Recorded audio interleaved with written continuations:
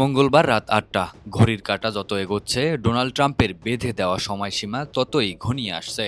এক টুইট বার্তায় মার্কিন প্রেসিডেন্ট সরাসরি হুমকি দিয়েছেন, ইরানকে এবার নরকের স্বাদ নিতে হবে। কিন্তু গদি রক্ষার এই হুঙ্কার কি কেবলই কথার কথা নাকি বাস্তব? ট্রাম্প যখন ট্রুথ সোশ্যালে হুমকির ফুলঝুরি ছোটাচ্ছেন, তখন রণক্ষেত্রের চিত্রটা একেবারেই ভিন্ন।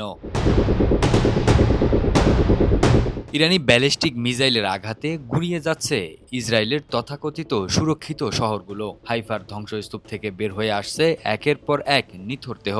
সোমবার সকালে উদ্ধারকারীরা ধ্বংসস্তূপের নিচ থেকে দুজনের লাশ উদ্ধার করেছে। নিখোঁজ আরও অনেকেই।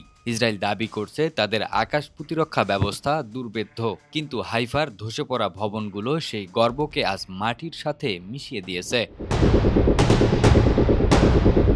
এরই মধ্যে শুরু হয়েছে এক নাটকীয় লড়াই। প্রেসিডেন্ট ট্রাম্পের দাবি, মার্কিন কমান্ডোরা এক দুঃসাহসিক অভিযানে ইরানের ভেতর থেকে তাদের দ্বিতীয় ক্রুকে উদ্ধার করেছে। একে মার্কিন ইতিহাসে সবচেয়ে দুঃসাহসিক অভিযান বলে আখ্যা দিয়েছেন তিনি। কিন্তু তেহরানের ভাষ্য সম্পূর্ণ আলাদা। আইআরজিসি দাবি করছে এই উদ্ধার অভিযান ছিল চরম ব্যর্থ।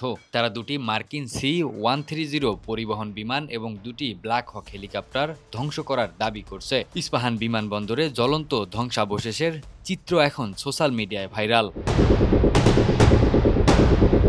কূটনৈতিক ভাষা ছেড়ে ট্রাম্প এখন সরাসরি পেশি শক্তির হুমকি দিচ্ছেন।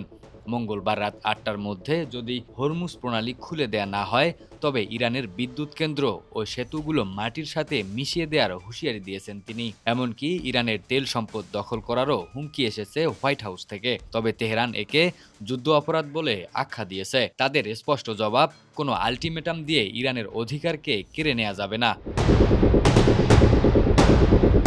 হুমকির উত্তর ইরান দিচ্ছে মাঠেই। বাহরাইন, কুয়েত এবং আরব আমিরাতের মার্কিন মালিকানাধীন তেল ও গ্যাস স্থাপনাগুলো এখন ইরানি ড্রোন আর মিসাইলের লক্ষ্যবস্তু।